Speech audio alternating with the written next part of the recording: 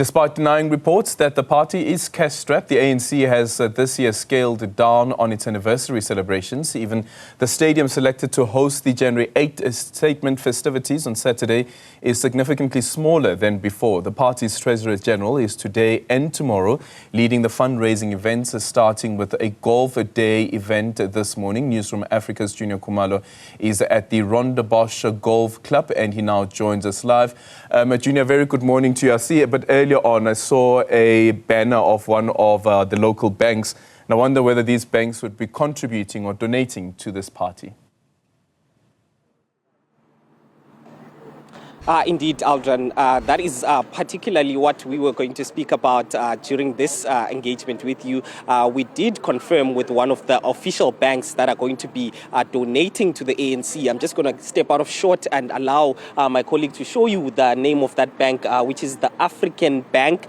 We did speak to one of the individuals that actually works at the bank, and we will be trying to speak to one of the executives at the bank, but they did confirm that they will actually be part of the companies that are going to be donating to the ANC as it hosts this January 8 statement that is going to be taking place on the 11th, on Saturday, where the president is expected to deliver that January 8 statement.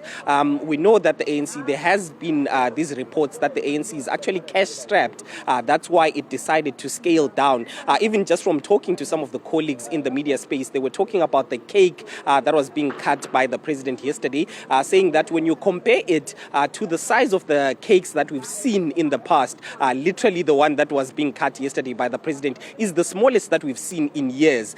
So it definitely shows that the ANC is cutting down in terms of costs when it comes to the celebrations that it's actually hosting this time around. But we are expected to also engage with the ANC Treasurer General, Gwen Ramogopa, who is expected to be talking about some of the costs. How much does it cost the ANC basically to host such a big event? How much will it cost, especially to basically book that stadium where the ANC is going to be hosting this event as well, and whether some of those provinces are going to be allowed to come and participate.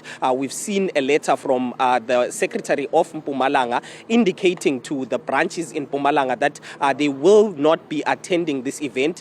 They should actually prioritize attending the provincial events that the ANC is going to be conducting.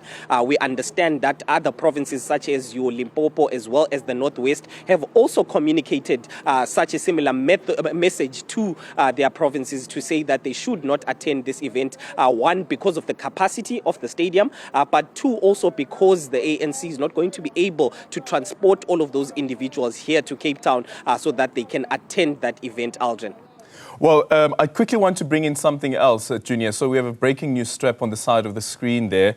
Dr. Mbuyiseni Ndlozi, a member of the EFF, and as well as Yazini Tekyana, resigning as members of parliament of the EFF, but still remaining members of the EFF itself. What do you know about this decision? When it comes to the former spokesperson of the Economic Freedom Fighters, Mbuyiseni Ndlozi, it had been clear for a long time, especially last year, that there was some fallout between himself and the president of the Economic Freedom Fighters, Julius Malema. We did hear Malema alluding to Mbuyiseni Ndlozi, having known ahead of time that the now former president, deputy president of the EFF, Floyd Shivambu, was going to be leaving the party, but he did not communicate this to Malema himself.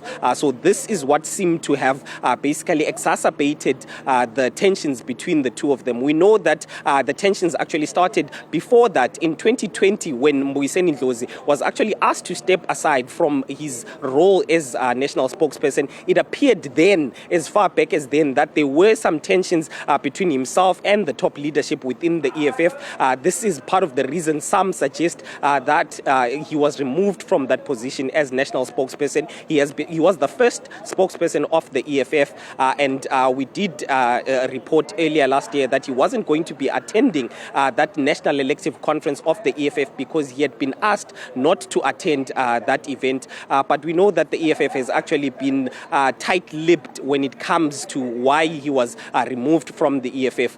We do understand actually from some within the party that even his membership as an EFF member might not last too long. He might actually be jumping ship and going into the civil society organizations, one of the civil society organizations, Aldrin.